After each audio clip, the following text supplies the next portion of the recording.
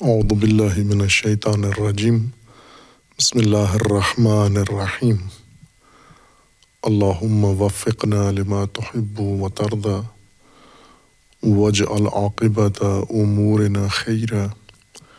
ولا تکلنا الی انفسنا طرفۃ عین ابدا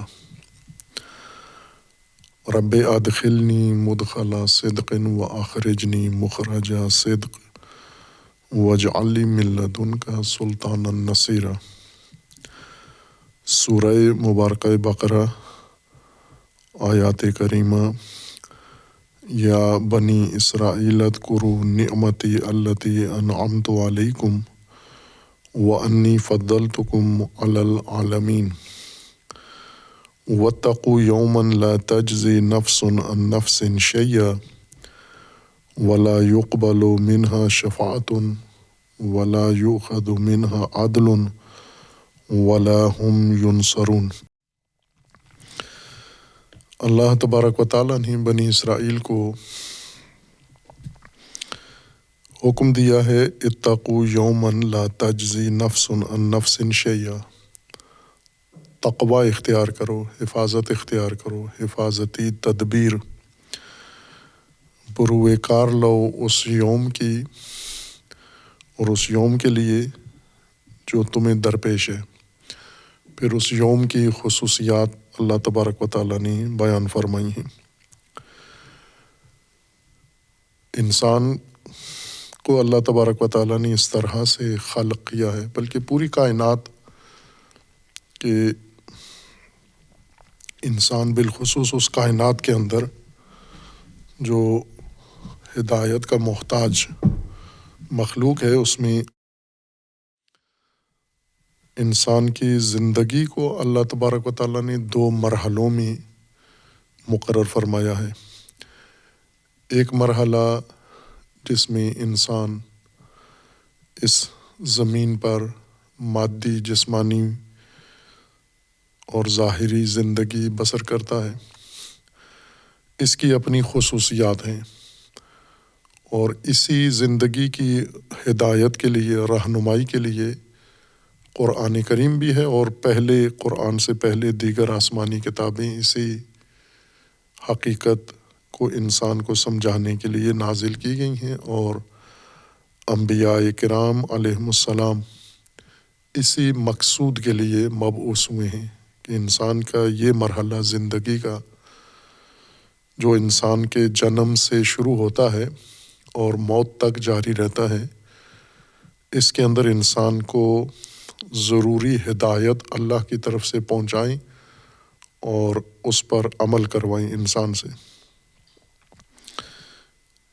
اور ایک مرحلہ موت کے بعد کے لیے اللہ تبارک و تعالیٰ نے بیان فرمایا ہے، مقرر فرمایا ہے۔ بعد کا مرحلہ اور یہ مرحلہ دونوں آپس میں ارتباط رکھتے ہیں، چونکہ انسان کی زندگی ہے اور انسان کی حقیقت دونوں مراحل میں، دونوں ادوار میں وہی انسان ہی کی زندگی ہے، بدلنی نہیں ہے۔ جیسی انسان نے جہاں پر زندگی گزاری ہے، اسی کے مطابق دوسرے مرحلے میں انسان کی زندگی گزرے گی۔ یہاں پر اصل میں انسان بنیاد رکھتا ہے۔ عام تصور یہ ہے کہ ادیان کے نزدیک وہ لوگ جو معتقد ہیں، معاد کے معتقد ہیں، قیامت کے معتقد ہیں، اور انسان کی زندگی کے دو مراحل کے، دنیا و آخرت کے معتقد ہیں، ان میں عام تصور، رائج تصور یہ ہے کہ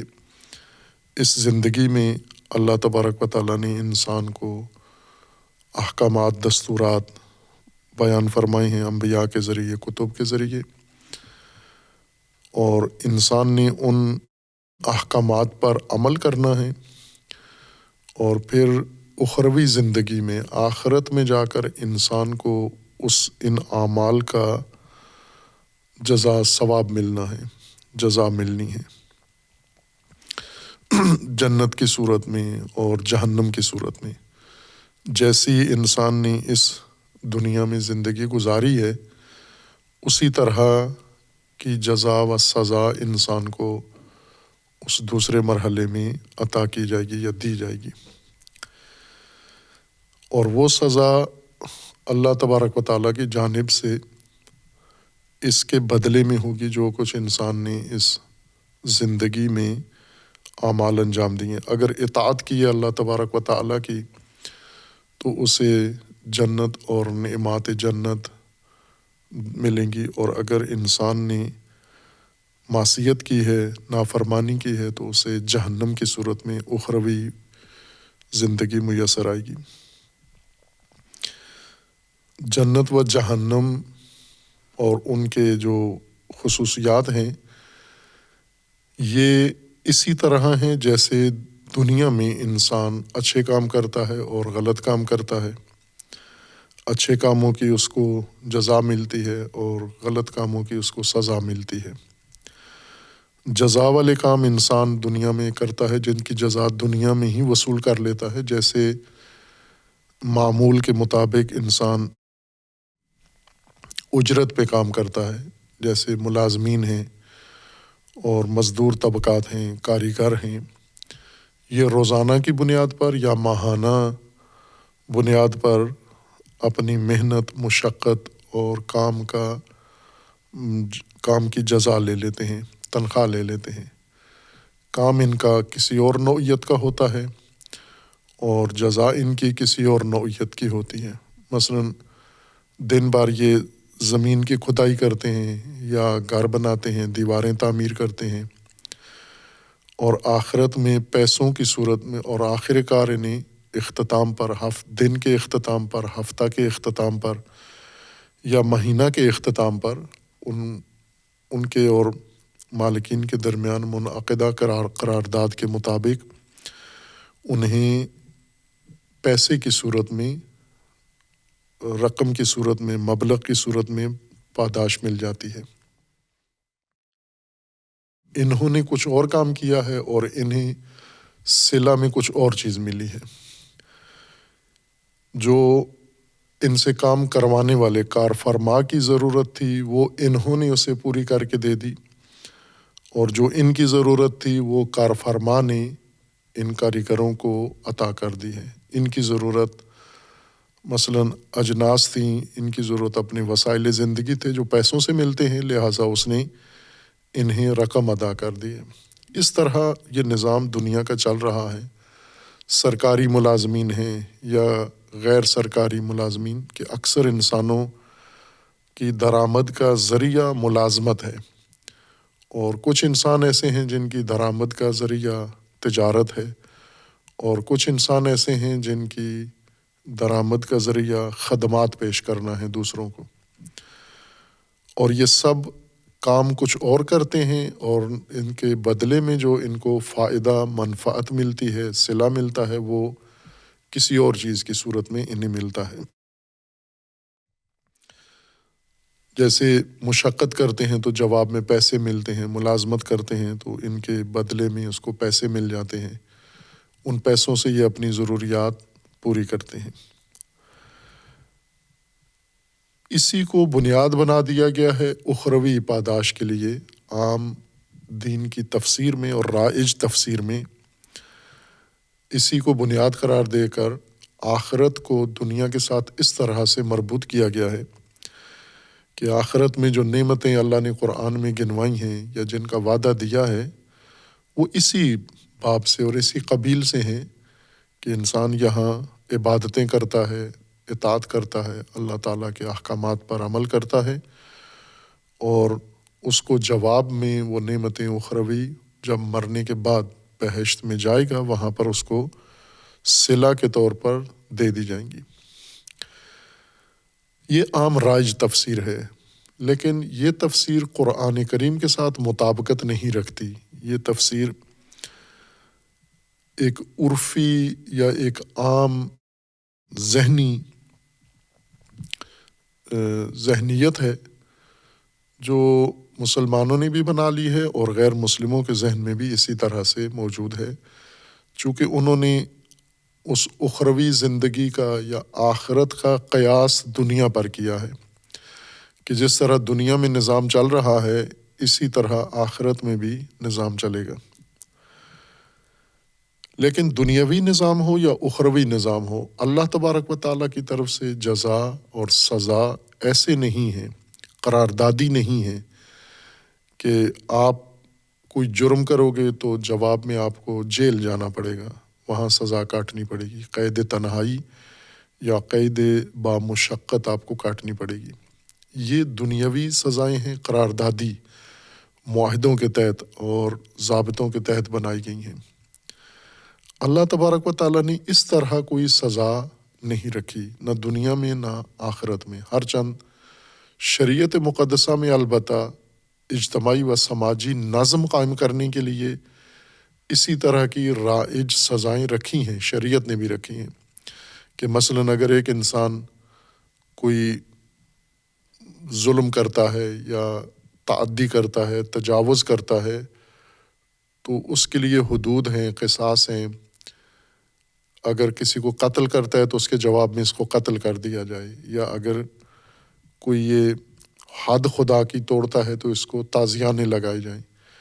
یا اس کو حبس کیا جائے، جیل میں ڈال دیا جائے۔ یہ شریعت مقدسہ میں اس دنیاوی نظام میں اس طرح کی سزائیں رکھی گئی ہیں چونکہ نظم اجتماعی کو قائم کرنے کے لیے۔ لیکن جو اصل بنیاد ہے قرآن کریم کی انسان کے اعمال اور ان کی جزا و سزا کی، وہ یہ نہیں ہے، یہ قراردادی سزائیں نہیں ہیں، نہ قراردادی جزائیں ہیں، بلکہ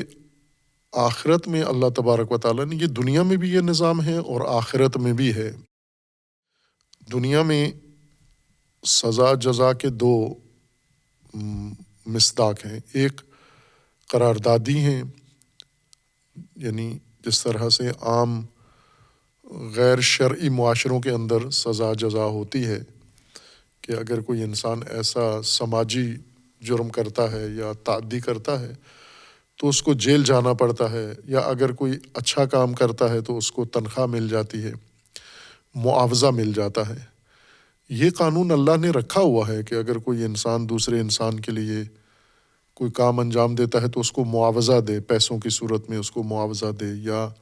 کسی جنس کی صورت میں اس کو معاوضہ دے۔ یہ انسان کے اعمال کا صلہ نہیں ہے جو اللہ تبارک و تعالیٰ نے مقرر کیا ہے، یہ نظم اجتماعی کی خاطر ہے، یہ سماجی نظم و نسق کے قیام کے لیے ہے۔ لیکن انسان کو ان اعمال کا صلہ دنیا و آخرت دونوں میں قرآن کریم کے مبانی کے مطابق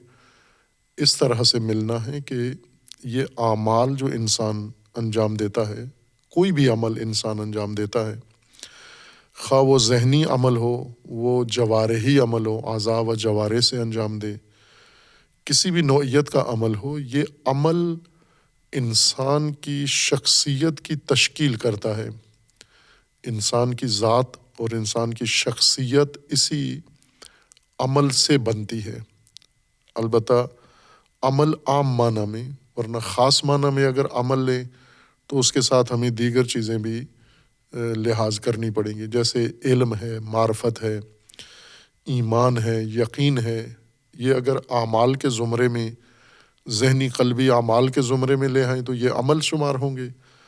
اگر ان کو عمل کو مختص قرار دیں جوارح کے ساتھ کہ جو انسان اعضاء و جوارح سے انجام دیتا ہے وہ عمل ہے، لیکن جو جوانح سے کرتا ہے یعنی قلب و ذہن و ادراکات سے جو عمل کرتا ہے، وہ اگر علم و یقین یا ایمان کے زمرے میں درج کریں اور اس کو عمل لحاظ نہ کریں تو پھر عمل و معرفت، عمل و علم، عمل و یقین، عمل و ایمان، یہ ساری چیزیں انسان کی شخصیت کو تشکیل دینے والی بنتی ہیں۔ یہ قرآنی بنیاد ہے ہدایت کے لیے کہ اللہ نے انسان کو اس کی طرف پہلے اشارہ گزرا ہے اور بعد میں ایسی آیات مختص اس مضمون کی ہیں، وہاں پر اس کی مزید بیشتر تشریح ہوگی کہ اللہ تبارک و تعالیٰ نے انسان کو مکمل کامل انسان بنا کر نہیں بھیجا، بلکہ انسان بننے کے لیے پیدا کیا ہے۔ اور انسان کی خلقت اس طرح سے ہے کہ یہ فقط ایک انسانی استعداد پیدا ہوتی ہے۔ نطفہ انسان بننے کی صلاحیت کا نام ہے، پھر باقی شرائط اور باقی ضروریات اس کے ساتھ ملتی ہیں اور یہ نطفہ انسانی جسم کی شکل اختیار کر لیتا ہے۔ یعنی ایک استعداد ہے جو تدریجاً باقی عوامل کی شرکت سے انسانی روپ اختیار کر لیتی ہے۔ یوں نہیں کہ آغاز ہی بنا بنایا انسان آغاز کے مرحلے میں اسی نقطۂ صفر پر انسان ہی ناگہان پیدا ہو جاتا ہے، بلکہ جو بھی انسان پیدا ہوگا اس کی خلقت کا ضابطہ اللہ تبارک و تعالیٰ نے قرآن کریم میں ذکر فرمایا ہے کہ اسے سلالہ طین سے بننا پڑے گا، اسے تراب سے، مٹی سے اس کی خلقت کا آغاز ہوگا۔ یعنی تراب و مٹی میں یہ خاصیت و صلاحیت ہے کہ یہ انسان بن سکتی ہے اگر دیگر عوامل اس کے ساتھ شامل ہو جائیں۔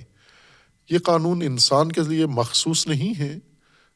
پودے بھی اسی طرح سے وجود میں آتے ہیں، جانور بھی اسی طرح سے وجود میں آتے ہیں، بلکہ تمام مادی چیزیں اسی طرح سے پیدا ہوں گی۔ یہ تمام مادی کائنات کا مشترکہ قانون ہے، خواہ وہ موجودات و مخلوقات جاندار ہوں یا بے جان ہوں۔ وجود میں آنے کے لیے ان کو استعداد سے شروع کرنا ہوتا ہے، یا ان کی استعدادیں وجود میں آتی ہیں اور وہ استعدادیں تدریجاً باقی عوامل کے ساتھ مل کر کمالات میں اور اپنی اصلی شکل میں تبدیل ہو جاتی ہیں۔ انسان بھی چونکہ مادی مرحلے سے شروع کرتا ہے اپنی خلقت کا آغاز، یا اس کی خلقت کا آغاز شروع ہوتا ہے نظام الہی میں مادے سے، لہٰذا استعداد سے انسان بننا شروع ہوتا ہے۔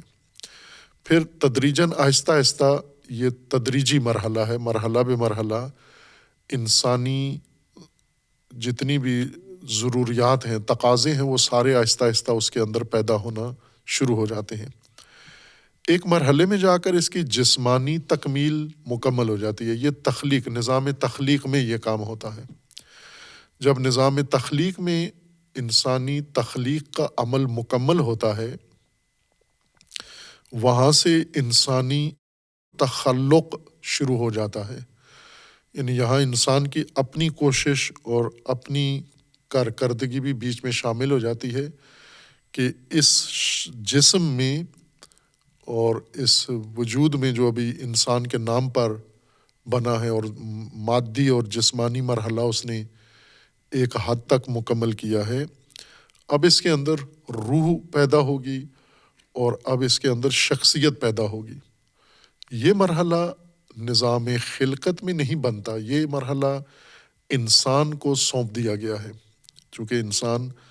ارادہ رکھتا ہے، انسان شعور رکھتا ہے، انسان اختیار رکھتا ہے،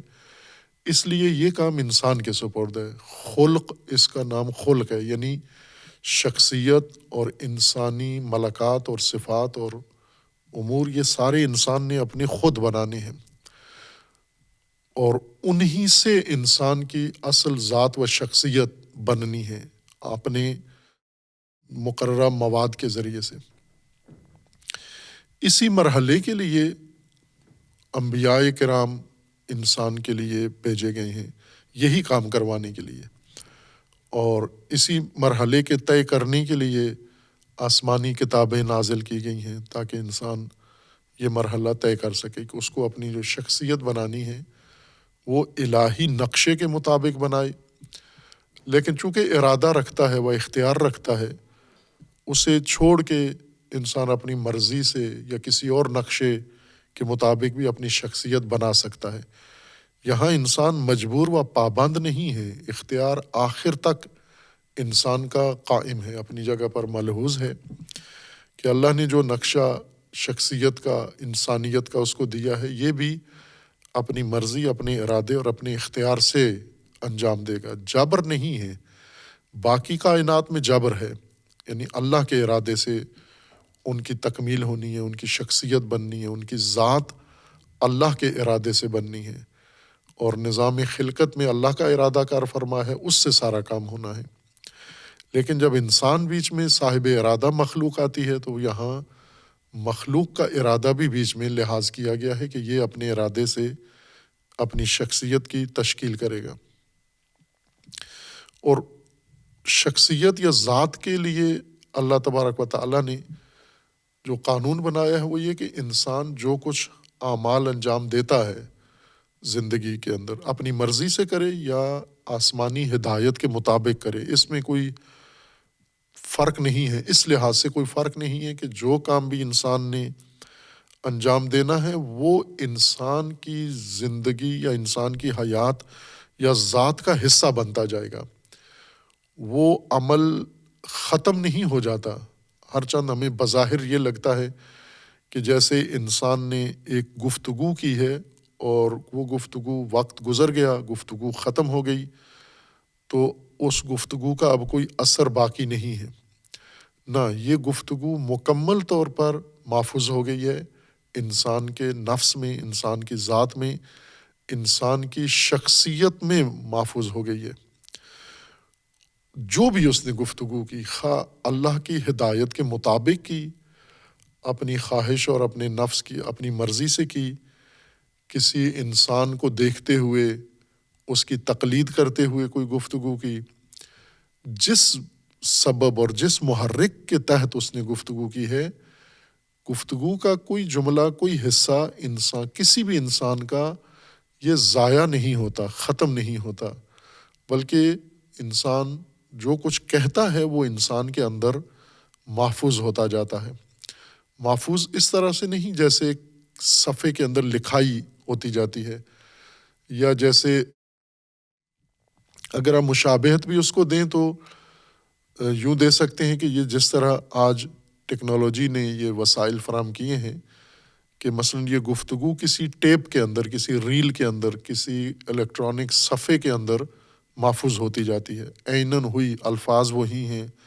ادائیگی وہی ہے، صوت وہی ہے،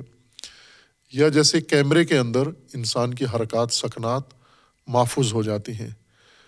انسان کے اندر اس شکل میں نہیں کہ تصویریں ظاہری، چونکہ یہ سارا ظاہری جسمانی عمل ہے، یعنی آواز کا جسمانی جو پہلو ہے وہ محفوظ ہوتا ہے، لیکن جو نفس انسان میں گفتگو محفوظ ہوتی ہے وہ اس کے معنی کا پہلو ہے۔ اس کا معنی انسان کے نفس میں گفتگو کے معانی نفس کے اندر محفوظ ہوتے جاتے ہیں، نہ کہ صوت اور نہ ہی یہ تصاویر جو کیمرہ ضبط کرتا ہے، بلکہ عمل اور گفتگو دونوں کا جو حقیقت ہے وہ حقیقت انسان کا حصہ بنتے جاتے ہیں۔ یہ قانون ہے اللہ تبارک و تعالیٰ کا کہ با اختیار مخلوق جو کچھ کرے گی، اس کا کیا ہوا، اس کا کہا ہوا، اس کا انجام دیا ہوا فعل، اس کا ترک، اس کا سکون، اس کا سکنات، حرکات، یہ سب معنی ان کا، حقیقت ان کی محفوظ ہوتی جائے گی، نہ وہ جسمانی پیمائشیں مثلاً یا کیفیات، جیسے صوت ہے تو اس کی صوتی کیفیت نہیں ہوگی، معنی، اس ہر گفتگو کا ایک معنی ہوتا ہے جس کی ادائیگی کے لیے زبان یا الفاظ استعمال کیے جاتے ہیں۔ یہ ڈیجیٹل جو آلات ہیں، صفحات، یہ اس کے معنی کو محفوظ نہیں کرتے، اس کے ظاہر کو محفوظ کرتے ہیں، یعنی اس کی مادی خصوصیت کو محفوظ کر لیتے ہیں۔ معنی علیحدہ چیز ہے، لیکن نفس انسان میں ان اعمال و ان حرکات کا معنی محفوظ ہوتا جاتا ہے۔ جو کچھ انسان انجام دیتا ہے، سنجیدگی میں کرے، مذاق کے طور پہ کرے، تمسخر کے طور پر کرے، غیر سنجیدہ ہو کر کرے،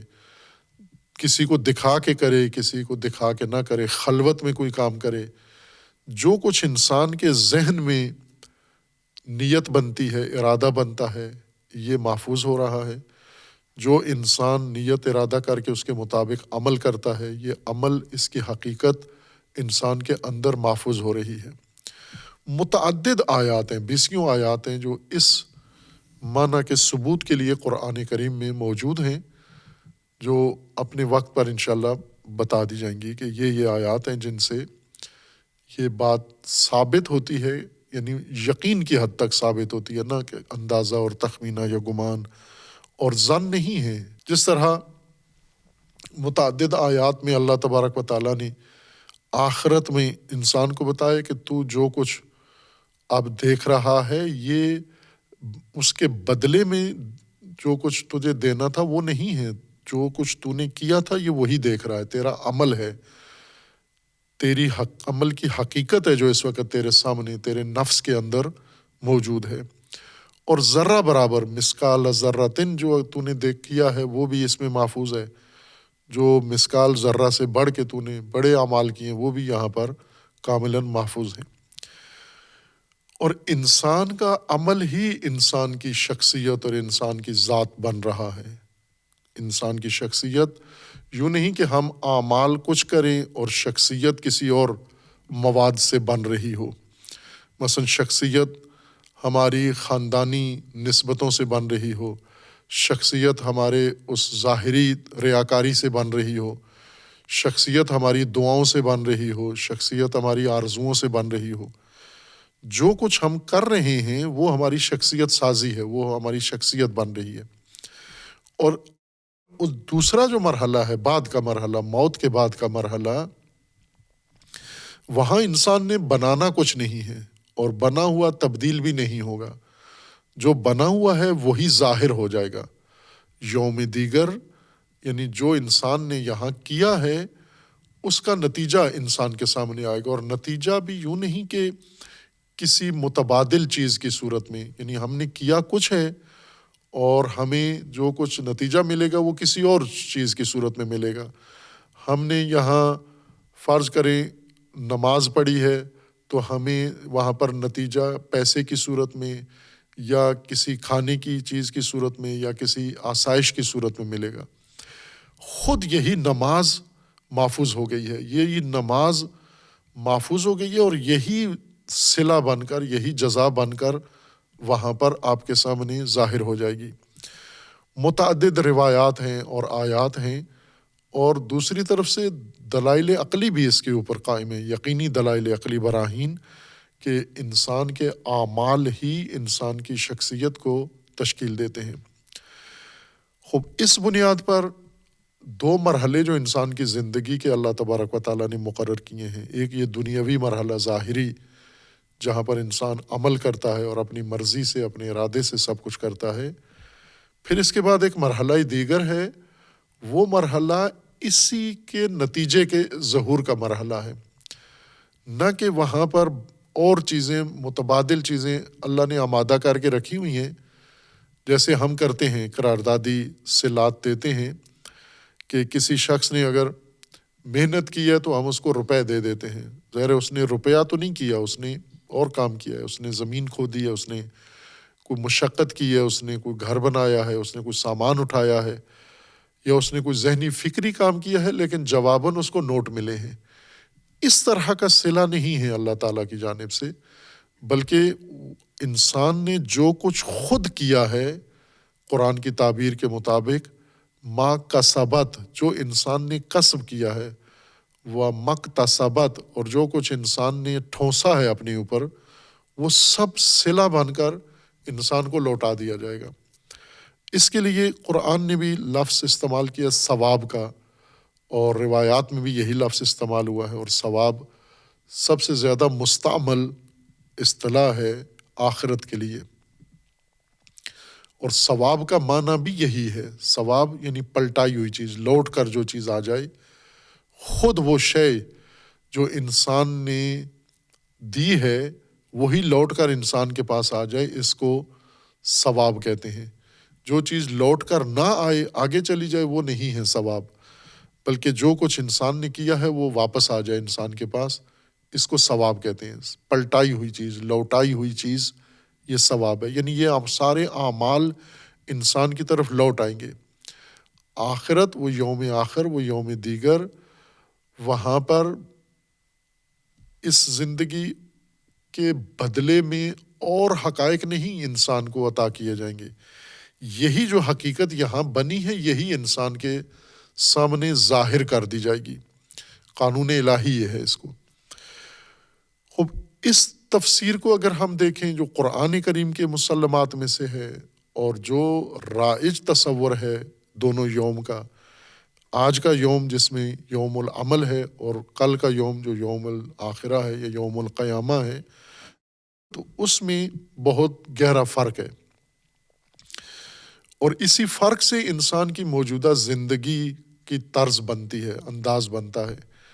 کہ اگر ہم یہ ذہن میں رکھیں کہ ہم یہاں جو کچھ بھی کرتے ہیں وہ ہمیں مختلف دیگر چیزوں کی شکل میں معاوضہ یا صلہ ملے گا، مثلا نمازیں پڑھتے ہیں، عبادت کرتے ہیں یا خدمات انجام دیتے ہیں، ذاتی کام کرتے ہیں، سماجی کام کرتے ہیں، سیاسی کام کرتے ہیں، علمی کام کرتے ہیں، تو جیسے دنیا میں ہوتا ہے کہ کرتے ہم کسی اور نوعیت کا کام ہے، صلہ کسی اور شکل میں ملتا ہے، اگر اس طرح کا انسان ذہن بنائے تو یہ دنیا اور انداز سے گزرے گی۔ لیکن اگر انسان یہ مان لے جیسا قرآن فرما رہا ہے کہ جو کچھ تم نے کرنا ہے خود یہ عمل یہی تمہاری کارکردگی تمہیں پلٹائی جائے گی، نہ کہ اس کے بدلے میں کوئی اور چیز تمہیں پلٹائی جائے گی، اس کے بدلے میں تمہیں گندم نہیں ملنی، اس کے بدلے میں تمہیں پیسے نہیں ملنے، اس کے بدلے میں تمہیں خوراک نہیں ملنی، وہ چیز خود بدلہ بن کر آپ کے سامنے آئے گی۔ اور یہ ہم دنیاوی مثالیں بھی اس کی دے سکتے ہیں کہ دنیا میں بھی ایسے ہوتا ہے انسان کے ساتھ کہ انسان بعض اوقات ایک کام کرتا ہے اور وہی کام انسان کا صلہ واقع ہوتا ہے، مثلا جیسے ورزش ہے، انسان ورزش کرتا ہے، کسی کے لیے نہیں کرتا، اپنی صحت کے لیے کرتا ہے، اور ورزش کا صلہ انسان کو مل جاتا ہے، نقد مل جاتا ہے، اور وہ تندرستی ہے، صحت ہے، یعنی ورزش خود اپنی پاداش ہے، نہ کہ ورزش کرنے سے انسان کی خوراک بڑھ جاتی ہے، ورزش کرنے سے پیسے تنخواہوں میں اضافہ ہوتا ہے۔ بعض ہیں ایسے جو آج کل تجارتی ورزشیں ہیں اور دیگر ورزشیں جو پیشے کے طور پر کام کرتے ہیں، وہ اسی طرح کرتے ہیں، وہ ورزش کرنے سے تندرستی مقصود نہیں ہوتا بلکہ پیسہ مقصود ہوتا ہے، جس طرح کھیلے ہیں یا لاو و لاب ہے۔ اور لیکن جو عام آدمی ایک ورزش کرتا ہے، صبح اٹھتا ہے اور صبح اٹھ کر ورزش کرتا ہے اور اپنے آپ کو تندرست رکھتا ہے، یا مریض ہیں، یہ مریض جو پرہیز کرتے ہیں، جو احتیاط کرتے ہیں، یہ عمل ہے ان کا، اس عمل سے انہیں پیسے نہیں ملتے، تنخواہ نہیں ملتی، کھانا نہیں ملتا، بلکہ خود یہ پرہیز ان کا نتیجہ ہے، ان کا صلہ ہے یہ۔ اور اسی طرح بیماری بھی ہے کہ ایک انسان اگر احتیاط نہیں کرتا، ہر چیز جو بھی اس کے آگے آئے کھاتا جاتا ہے، ضرورت سے زیادہ کھاتا ہے، تو یہ سزا بھی ابھی یہ خود جو کھانا ہے یہی سزا ہے اس کی، موٹا ہو جاتا ہے، جسم میں چربی بڑھ جاتی ہے، جسم میں اور خرابیاں پیدا ہو جاتی ہیں، شوگر ہو جاتی ہے، اس کو طرح طرح کی بیماریوں میں مبتلا ہو جاتا ہے۔ یہ سب کچھ یہیں پر نقد صلہ، خود عمل صلہ ہے۔ یا اس کی دوسری مثالیں ہیں کہ اگر ایک انسان ہے جو آگ میں اپنا ہاتھ آگ میں ڈالتا ہے، جو عام علماء نے یہ مثال دی ہے کہ اگر انسان آگ میں اپنا ہاتھ ڈالتا ہے تو آگ میں ہاتھ ڈالنے کے بعد اس پر FIR نہیں کٹائی جاتی، اسے کوڑے نہیں مارے جاتے، اسے زندان میں نہیں ڈالا جاتا، بلکہ آگ میں ہاتھ ڈالنا ہی اس کی سزا بن جاتی ہے۔ آگ میں ہاتھ ڈالنے سے جو جلن ہوئی، جسم جلا، ہاتھ جلا، اس کا یہ خود سزا ہے۔ اور یہ سزا بھی جو اس کو ملنی ہے، ہر چند اس نے عمل مختصر سا کیا ہے، چند لمحات لگے ہیں آگ میں یا گرم پانی میں ہاتھ ڈالنے میں، لیکن سزا چونکہ اس کے وجود کا حصہ بن گئی ہے، یہ عمل اس کے وجود کے اندر ثابت ہو گیا ہے، رچ گیا ہے، حصہ جز بن گیا ہے۔ کتنے زخم ہیں انسان کے وجود پہ، جسم پہ لگتے ہیں، پھر وہ ختم نہیں ہوتے، مندمل نہیں ہوتے، کیونکہ جسم کا حصہ بن جاتے ہیں۔ بہت ساری چیزیں انسان کے جسم کا حصہ بن جاتی ہیں، بہت ساری چیزیں انسان کی روح کا حصہ بن جاتی ہیں، بہت ساری چیزیں انسان کی شخصیت کا حصہ بن جاتی ہیں، ذات کا حصہ بن جاتی ہیں۔ یہ چیزیں جو جسم و روح اور ذات میں چلی جاتی ہیں، یہ دائمی ہوتی ہیں، یعنی ہمیشہ کے لیے انسان کے وجود کے اندر پیدا ہو کے ختم نہیں ہوتی۔ البتہ ایک اور چیز قرآن نے رکھی ہے کہ وہ یہ کہ انسان توبہ کرتا ہے۔ توبہ کا مطلب یعنی ایک وقت ایسا آ گیا ہے کہ اپنی شخصیت سے مطمئن نہیں ہے، اس نے دیکھ لیا کہ یہ غلط بن گیا ہے سب کچھ، تو کیا یہ بنی ہوئی شخصیت یہ ختم کر کے دوبارہ بنائی جا سکتی ہے؟ اس مرحلے کا نام، اس عمل کا نام توبہ ہے، وہ کر سکتا ہے۔ لیکن اگر توبہ نہیں کرتا، توبہ سے مراد بھی ظاہری سطحی معنی جو ہم لیتے ہیں وہ نہیں ہے، بلکہ قرآنی معنی توبہ کا جو نہج البلاغہ کے بعض کلمات کے اندر جس کی تشریح ہوئی ہے، اگر وہ توبہ انسان کرتا ہے تو بنی ہوئی شخصیت بدل سکتا ہے، نئے سرے سے نئی شخصیت بنا سکتا ہے، یہ موقع آخر تک رہتا ہے انسان کے پاس۔ لیکن قانون یہ ہے اللہ تبارک و تعالیٰ کا کہ انسان جو کچھ کام کرتا ہے یہی اس کی ذات کا جز اور حصہ بنتا جاتا ہے، اور یہی یوم بعد، جو بعد والا یوم آنا ہے، یہی جو بنا رہا ہے اس نے ظہور کرنا ہے، اس نے کھل کے سامنے آ جانا ہے۔ ابھی بن رہا ہے جو کچھ، لیکن انسان متوجہ نہیں ہے کہ کیا بنا رہا ہے اور کیا بن رہا ہے۔ آخرت کا مطلب یہ ہے کہ یہ جو ضوابط قوانین، جو رکاوٹیں اور پردے پڑے ہوئے ہیں، یہ ہٹ جائیں گے اور اصل حقیقت انسان کی کھل کے اس کے سامنے آ جائے گی۔ وہ حقیقت خود انسان کی اپنی بنائی ہوئی ہے، اس میں کسی اور کا کوئی دخل نہیں ہے، اور اس پر فراوان آیات ہیں جو دلالت کرتی ہیں، اور ان میں سے وہ آیات جو قرآن کریم کے اس مبنا کی تائید کرتی ہیں اور دلالت کرتی ہیں، ان میں سے سورہ مبارکہ بقرہ کی آیا 48 ہے، اور سورہ مبارکہ بقرہ ہی کی آیا 123 ہے۔ آیا 123 کا مضمون یہی ہے جو اس آیا کا ہے۔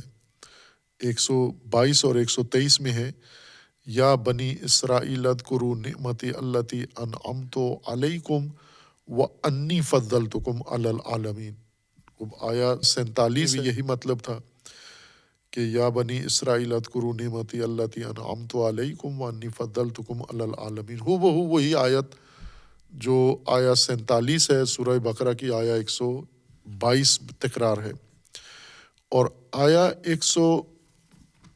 48 میں ہے وَاتَّقُوا يَوْمًا لَا تَجْزِي نَفْسٌ عَن نَفْسٍ شَيْئًا وَلَا يُقْبَلُ مِنْهَا شَفَاعَةٌ وَلَا يُؤْخَذُ مِنْهَا عَدْلٌ وَلَا هُمْ يُنصَرُونَ۔ آیا 123 میں ہے وَاتَّقُوا يَوْمًا لَا تَجْزِي نَفْسٌ عَن نَفْسٍ شَيْئًا وَلَا يُقْبَلُ مِنْهَا عَدْلٌ، وہاں پر تھا وَلَا يُقْبَلُ مِنْهَا شَفَاعَةٌ، یہاں پر دوسرا مورد جو ذکر کیا گیا ہے وہ ہے وَلَا يُقْبَلُ مِنْهَا عَدْلٌ، اور وہاں پر تھا کہ وَلَا يُؤْخَذُ مِنْهَا عَدْلٌ، یہاں پر ہے لَا يُقْبَلُ مِنْهَا عَدْلٌ، اور اس میں تھا لَا يُقْبَلُ مِنْهَا شَفَاعَةٌ، یہاں پر ہے وَلَا تَنْفَعُهَا شَفَاعَةٌ،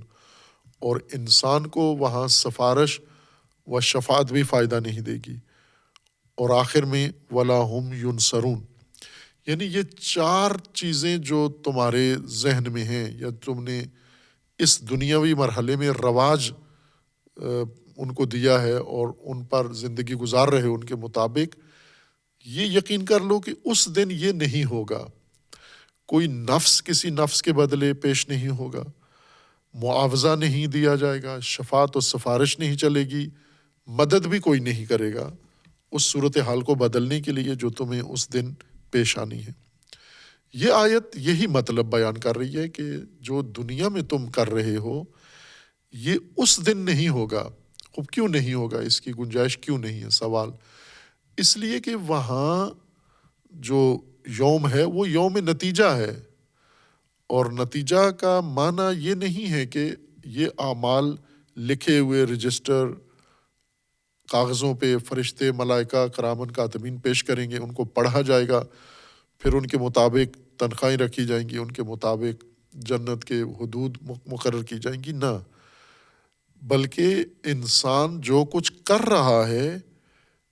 یہی اس کے سامنے ظاہر ہو جائے گا۔ قرآن کی آیت کے مطابق کہ جب انسان کو جزا کے لیے بلایا جائے گا اور اسے کہا جائے گا کہ او اپنا نامہ عمل دیکھو، تو وہ کہے گا کہاں دیکھوں، کہاں ہے میرا نامہ عمل؟ کسی خزانے میں ہے، کسی فرشتے کے پاس ہے، کہاں ہے؟ تو اسے یہ حکم دیا جائے کہ کفا بنفسک حسیبا، اپنے نفس کو دیکھو، اپنے آپ کو دیکھو، اپنی حقیقت دیکھو، جو کچھ آپ نے کیا ہے وہ سارا محفوظ ہے۔ من یعمل مثقال ذرۃ خیرا یرا ومن یعمل مثقال ذرۃ شرا یرا، یہ سب ابھی دیکھ، اور دیکھ کے تصدیق کر لے گا کہ سب کچھ محفوظ ہے، کوئی چیز ضائع نہیں ہے، بلکہ یہ کہے گا کہ وما لہذا الکتاب، یہ کیسا نامہ ہے کہ لا یغادر، اس نے کوئی چیز نظر انداز نہیں کی، نہ صغیرہ نہ کبیرہ، معمولی چیزیں جو میں نے زیادہ سنجیدگی سے نہیں کی تھی، اس نے تو وہ بھی محفوظ کی ہوئی ہیں۔ یہ کیسی کتاب ہے؟ اور وہ کتاب خود حقیقت انسان ہے، وہ نفس انسان ہے۔ بس اس یوم میں جو کچھ انجام پانا ہے اس کا تصور آج واضح ہونا ضروری ہے انسان کے لیے، تاکہ اس زندگی میں انسان کا رویہ مختلف ہو جائے۔ یعنی یہ جو زندگی انسان کی گزر رہی ہے، اور جیسا بار بار تکرار ہو رہا ہے کہ انسان کی زندگی کا بڑا حصہ سماجی زندگی ہے، یہ جو سماج کی شکل انسان نے بنا لی ہے اور اس سماج کو انسان گزار رہا ہے، یہ وہاں نہیں ہے، اس کا کوئی قاعدہ وہاں پر استعمال نہیں ہوگا، کوئی قاعدہ، چونکہ یہ تم نے خود بنایا ہوا ہے۔ اللہ نے تو اس کے لیے بھی ایک ہی قانون بنایا تھا کہ تمہارے اعمال ہی تمہارا نتیجہ ہوں گے، لیکن تم نے یہ خود سے اپنے لیے فرض کر لیا ہے کہ ہم اعمال کریں، پھر ان اعمال کا صلہ کسی اور شکل میں دریافت کریں، ہم عمل کریں غلط، ان غلطیوں کا خمیازہ کسی اور طرح سے ہم بھگت لیں، یعنی کسی اور کے سر ڈال دیں۔ غلطی میں کروں، سزا کسی کو مل جائے، یا غلطی میں کروں، کوئی آ کے سفارش کر کے مجھے سزا سے بچا لے، غلطی میں کروں اور کوئی معاوضہ دے کر اس سے بچ جاؤں اس سزا سے، یا کچھ لوگ میری مدد کو آ جائیں، کوئی با اثر آدمی، صاحب نفوذ و صاحب رسوخ آدمی آئے اور وہ مجھے اس جزا سے بچا لے جو دنیا میں ہو رہا ہے، معمول ہے۔ یہ سماج جو ہم نے الہی نظام سے ہٹ کر بنایا ہے، اس کے اندر یہ چیزیں راسخ ہو گئی ہیں، رچ بس گئی ہیں، اور اتنی رچ بس گئی ہیں کہ اس یوم دیگر کو بھی اسی کے تناظر میں تفسیر کیا گیا ہے، اور یہاں بیٹھ کر انہوں نے بھروسہ انہی چیزوں پر کیا ہوا ہے اس دن کے لیے۔ لہٰذا اللہ تبارک و تعالیٰ نے فرمایا وَاتَّقُوا یوماً،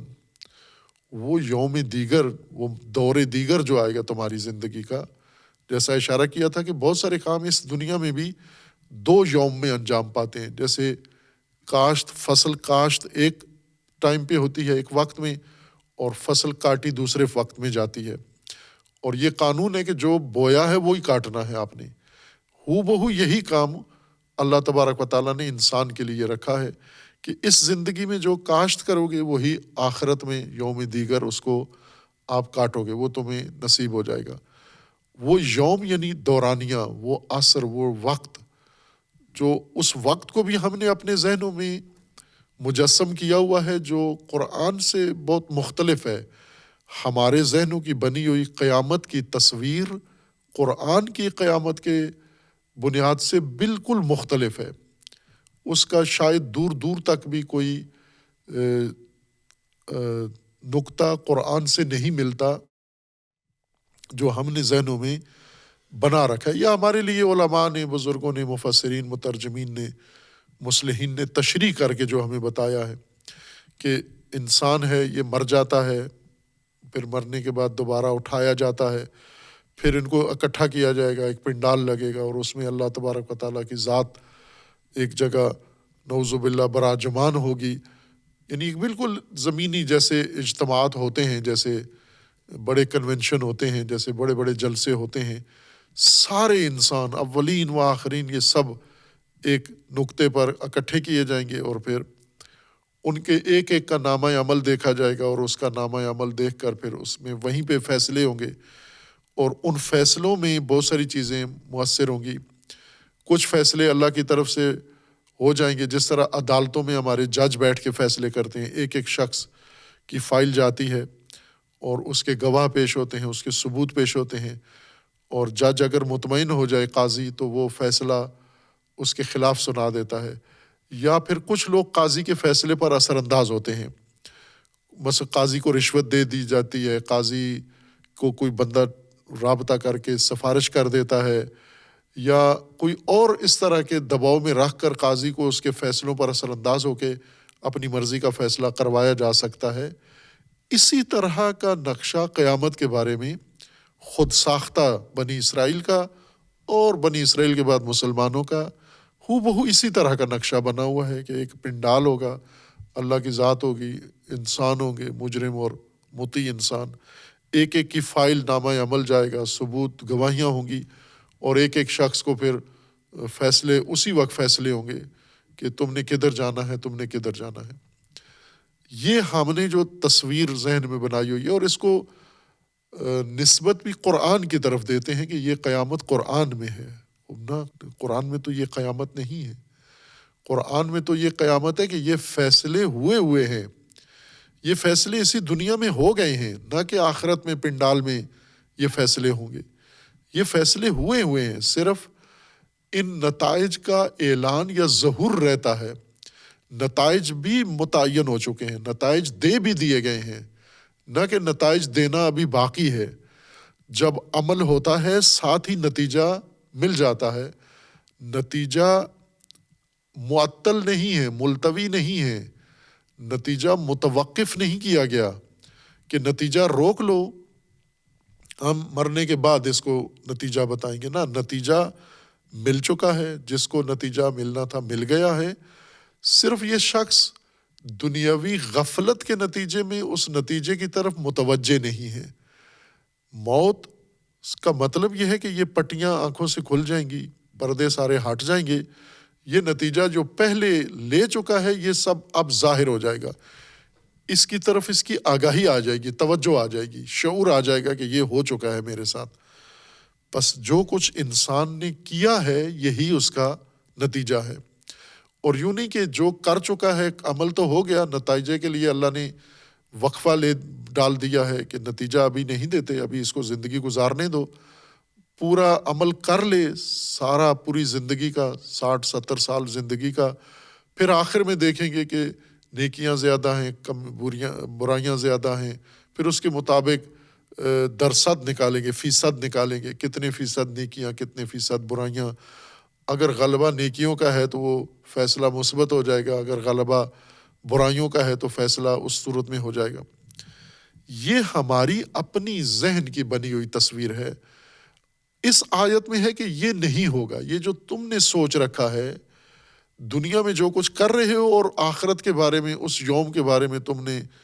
تصویر بنائی ہوئی ہے، یہ غلط تصویر ہے تمہاری۔ اور وہ یہ ہے کہ وَاتَّقُوا يَوْمًا، وہ یوم کیسا ہے کہ لا تجزی نفس عن نفس شیئا، کوئی نفس کسی نفس کے بدلے میں وہاں پیش نہیں ہوگا، کوئی نفس، کوئی بھی نفس، یعنی اب یہ مطلق ہے، اس کے اندر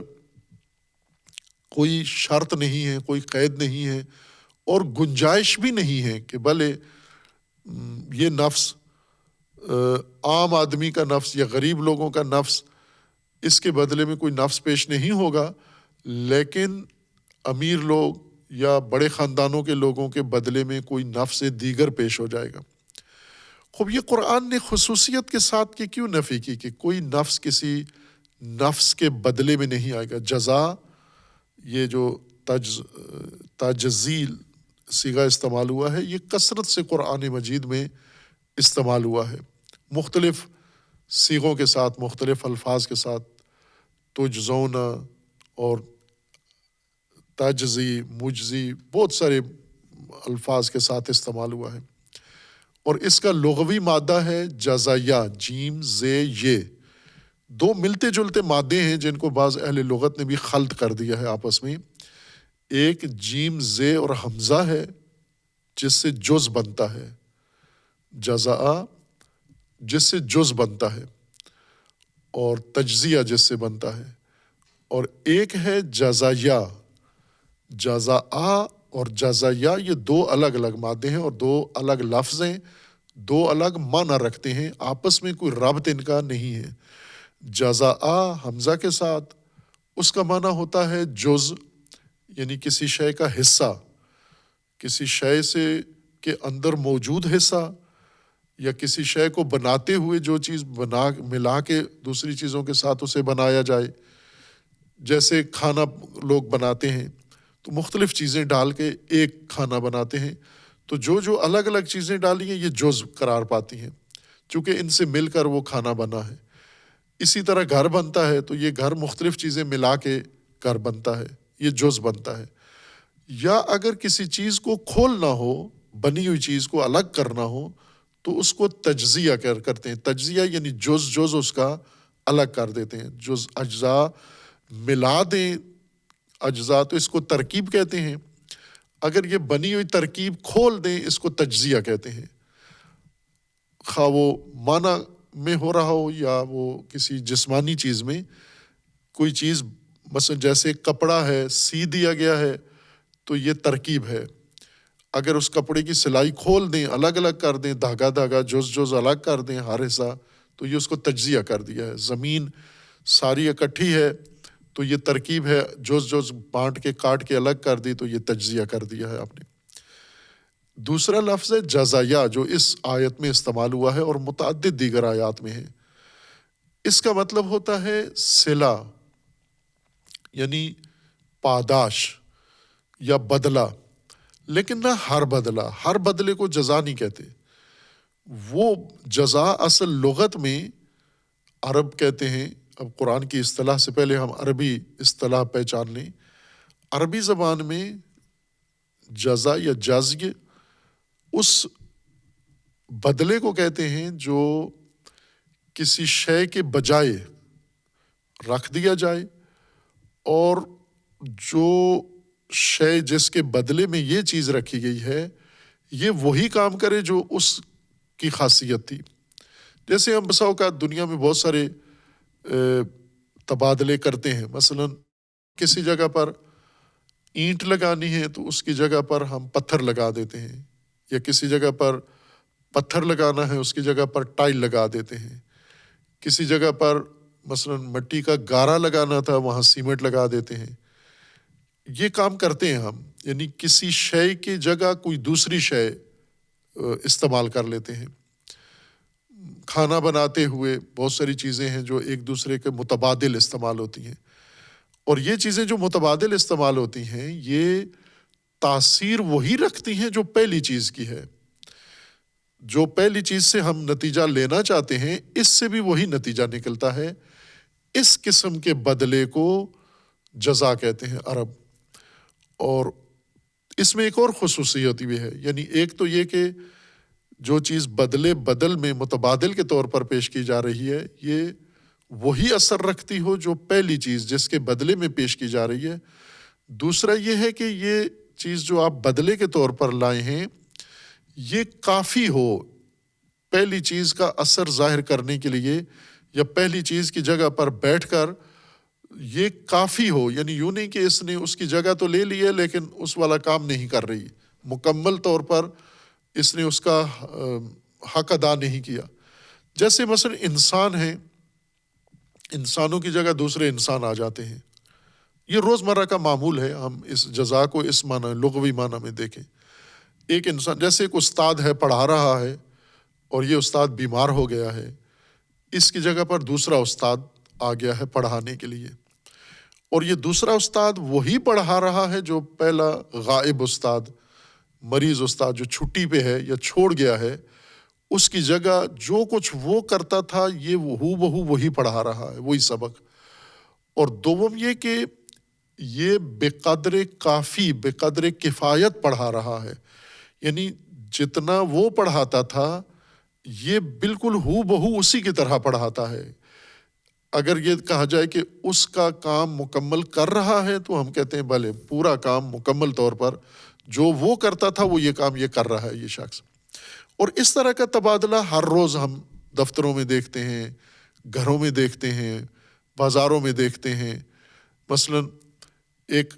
کوئی خاتون ہے اپنے گھر میں کام کرتی ہے، اب وہ نہیں ہے، بیمار ہے یا کہیں چلی گئی ہے، اس کی جگہ پر دوسری خاتون آتی ہے، تو جو کام یہ کر رہی تھی اب وہی کام وہ دوسری آ کے کر دیتی ہے۔ یہ جو دوسری آئی ہے اس نے اس کی جگہ پر بیٹھ کر وہی اثر دکھایا ہے جو پہلی کر رہی تھی، یہ اس کی جزا ہے، اس کو جزا کہتے ہیں۔ یعنی 3 خصوصیات ہیں۔ ایک، جزا اس بدلے کو کہتے ہیں جو کسی شے کے بجائے اس کی جگہ پر یہ آ جائے، وہ کسی بھی وجہ سے وہ نہ ہو، اس کی جگہ یہ آ جائے۔ دوم، اس کی جگہ پر جب یہ آئے تو تاثیر اس کی، عمل اس کا وہی ہو جو اس کا تھا، یوں نہیں ہے کہ وہ کوئی اور کام کر رہا تھا جز اور یہ کوئی اور کام کر رہا ہے، اثر وہی ہو اس کا جو اس کا تھا۔ اور تیسری یہ چیز ہے جزا کے لیے ضروری ہے کہ یہ کافی بھی ہو، یعنی یوں نہیں کہ ہم ایک آدمی ایک استاد پڑھا رہا تھا،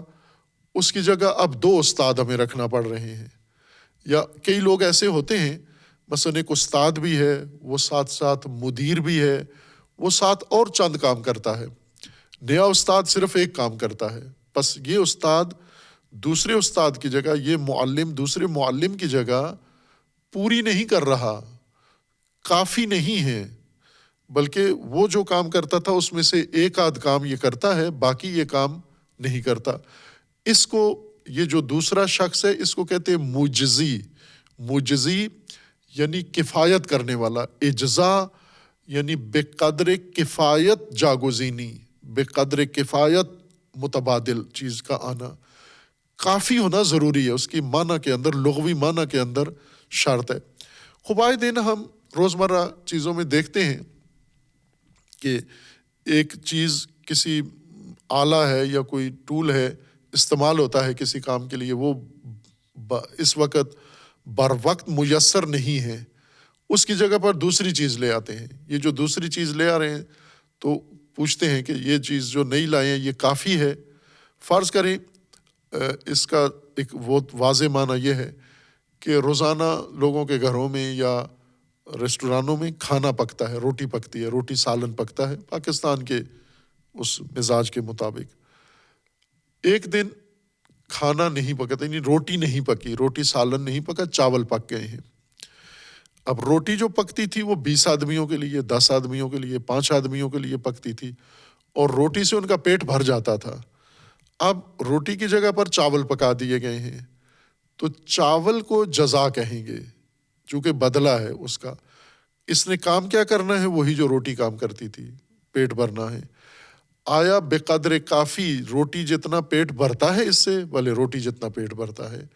اس لیے کہتے ہیں یہ مجزی ہے اس سے، یعنی یہ متبادل ہے۔ ایک، یہ متبادل اسی والا کام کرتا ہے جو پہلی شے کرتی تھی۔ 2، اور سوم یہ کہ یہ بے قدر کفایت ہے، کافی ہے یہ اس کا کام کرنے کے لیے، اس کی جگہ لینے کے لیے یہ خود کافی ہے یہ غذا، اس لیے اس کو جزا کہیں گے ہم۔ لیکن اگر پہلی چیز نہیں ہے ہمارے پاس اصلی، اس کی جگہ ایک متبادل چیز لائے، اس متبادل چیز نے کچھ اثر چھوڑا، لیکن ہم پوچھتے ہیں کہ کافی ہے؟ کہتے ہیں نا، کافی تو نہیں ہے یہ۔ مثلا روٹی نہیں ملی آپ کو، چاول دیے ہیں تو کافی ہیں، وہ کہتے ہیں نا کھانا تو کچھ تو پیٹ میں گیا لیکن کافی نہیں ہے، بھوک مٹی نہیں ہے مجھے۔ جس چیز سے کفایت نہ حاصل ہو اس کو جزا نہیں کہتے۔ جزا میں یہ 3 خصوصیتیں ہیں: بدلہ، دوم اثر وہی جو پہلی چیز کا ہے، اور سوم کفایت۔ کفایت یعنی کافی ہو اس کے لیے، جو جس کی چیز کی جگہ آئی ہے اس کی پوری تاثیر اس نے ادا کر دی ہے۔ یہ لغت میں جزا کہلاتی ہے، اور یہ کام ہم روزمرہ زندگی میں کر رہے ہیں، معمولات کا حصہ ہے ہمارا جزا، کہ ایک چیز کی جگہ دوسری چیز لے آتے ہیں اور دوسری چیز سے وہی نتیجہ لیتے ہیں جو پہلی چیز کر رہی تھی۔ جیسے سماجی مسائل ہیں، خاندانی مسائل ہیں اور انفرادی مسائل ہیں، ان سب میں ہم یہ کام کر رہے ہوتے ہیں۔ مثلا جہاں پر مختلف آلات کی جگہ دوسرے آلات استعمال کرتے ہیں، جیسے ایک شخص ہے، اس کو گاڑی تھی اس کے پاس، وہ گاڑی خراب ہو گئی، اس کی جگہ دوسری گاڑی لے آتا ہے، تو یہ دوسری گاڑی مکمل طور پر پہلی گاڑی کی جگہ اس نے لے لی ہے، کافی ہے، بے قدر کفایت. یہ دوسری بدل جو گاڑی ہے متبادل، بے قدر کفایت اس نے ضرورت پوری کر دی ہے، اس لیے یہ دوسری گاڑی کو جزا کہتے ہیں. جزا پہلی شے کے بدلے میں دوسری شے جو وہی کام کرے جو پہلی شے کر رہی تھی، اس کو اصطلاح میں جزا کہتے ہیں. اور یہ کام سماجی مسائل میں، معاشرتی امور میں اگر ہم دیکھیں تو انسان بھی یہ کام کرتے ہیں. یعنی ایک انسان کی جگہ دوسرا انسان بٹھا دیتے ہیں ہم، مدیریت کے لیے، حکومت کے لیے، سیاست کے لیے، دین کے لیے. جیسے ایک امام مسجد میں ہے، وہ امام اب نہیں ہے، اس کی جگہ دوسرا امام لے آیا. یہ دوسرا امام جزا ہے، چونکہ اسی والا کام کر رہا ہے جو اس نے کیا ہے. یہ جزا ہے، یہ مجزی ہے. یہ امام دوم یہ مجزی ہے، اجزا کر رہا ہے، یعنی بے قدر کافی پہلے امام کے فرائض پورے کر رہا ہے، نبھا رہا ہے. یہ اسی طرح ایک قائد رہبر ہے، وہ چلا جاتا ہے، اس کی جگہ دوسرا امام رہبر آ جاتا ہے، تو یہ دوسرا جو اس کی جگہ لیتا ہے یہ مجزی ہے، یعنی کافی ہے اس کے کام کرنے کے لیے. اس کو جزا کہتے ہیں. یعنی انسانی معاشرے میں یہ ایک معمول کا کام ہے، روزمرہ امور میں انسان دینی غیر دینی کاموں میں یہ اجزا کا کام جاری ہے. اجزا اور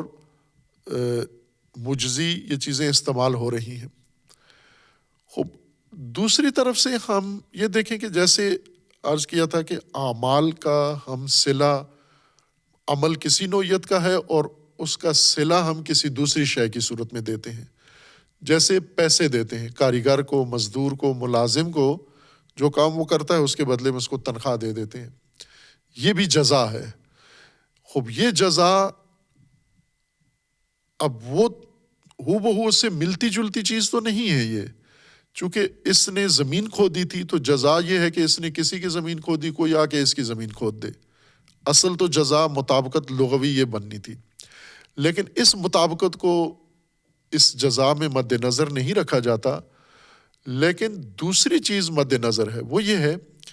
کہ، اور وہ ہے ضرورت. اس شخص نے جو کام کیا ہے وہ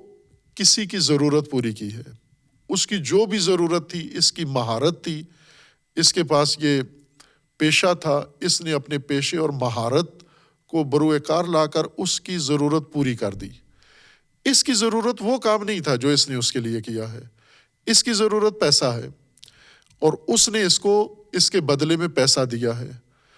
اب جو پیسہ دیا ہے، آیا اس پیسے نے، یہ اتنا پیسہ ہے کہ جو کام اس نے کیا ہے اس کام کا یہ بدلہ واقع ہو سکتا ہے؟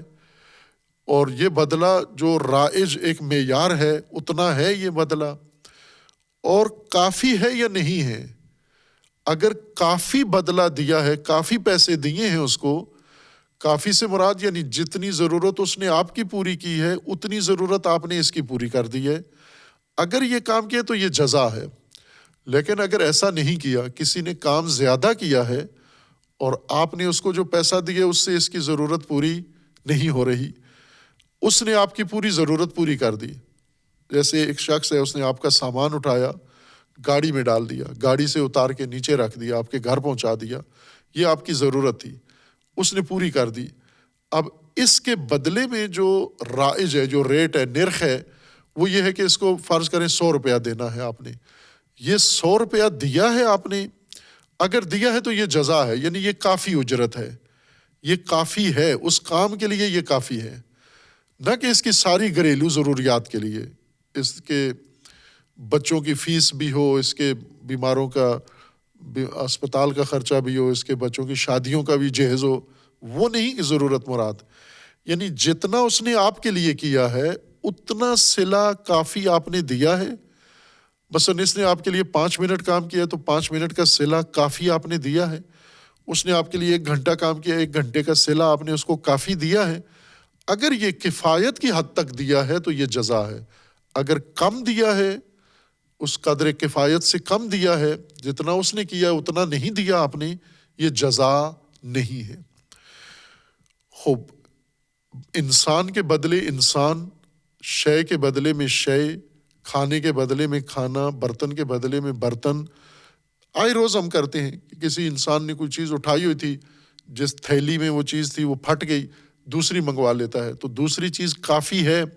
پہلی تھیلی کی جگہ اس نے پوری کر دی ہے، اگر پوری کر دی ہے تو یہ جزا ہے اس کی۔ یا پھر اجرت ہے، یہ بھی جزا ہے، چونکہ اس کے بدلے میں ہے اور بے قدر کفایت ہے، لہٰذا یہ بھی جزا ہے۔ اسی طرح اگر انسان نے، جیسے مثالیں دی ہیں، انسان نے ورزش کی ہے، ورزش اس کا عمل ہے، تندرستی اس کا نتیجہ ہے، تو یہ جو ورزش ہے جتنی اس نے کی ہے، اتنی تندرستی پیدا ہوئی ہے یا نہیں ہوئی، وہ اتنی تندرستی آ گئی ہے انسان کے اندر، یہ بھی جزا ہے۔ لیکن اگر اس نے ورزش زیادہ کی ہے، تندرستی کم ہوئی ہے، یہ جزا نہیں ہے اس کی۔ جزا یعنی بے قدر کافی، جتنا اس نے کام کیا ہے اتنا صلہ اس کو مل گیا ہے۔ اور یہ تینوں جگہ پر ہے، جہاں شے کے بدلے میں کوئی اور شے رکھ دی جائے اور وہ کافی ہو پہلی شے سے، یا شے کے بدلے میں کوئی اور معاوضہ اجرت دے دی جائے اور وہ کافی ہو، یا یہ کہ خود یہی عمل اور اس کا نتیجہ، یہ عمل جب خود نتیجہ بن رہا ہو، جتنا عمل کیا ہے یہ سارا عمل نتیجہ بن کے سامنے آ گیا، یہ جزا ہے، یہ کافی ہے، یعنی مکفی ہے، کافی ہے، کمی نہیں ہے۔ جتنا اس نے، جیسا آگ میں ہاتھ ڈالا، جتنا آگ میں ہاتھ ڈالا اتنا جل گیا، یہ جزا ہے، اس کی پوری ہوگی، کافی۔ یوں نہیں ہے کہ اس نے زیادہ ہاتھ ڈالا اور کم جلا، یا اس نے زیادہ مثلاً کوئی چیز پی لی اور نتیجہ کم ہوا، جیسے کسی نے زہر کھا لیا تو زیادہ زہر کھایا لیکن موت تھوڑی واقع ہوئی ہے نا، جتنا اس نے ارتکاب کیا ہے اتنا ہی اس کو صلہ مل گیا ہے۔ جہاں پر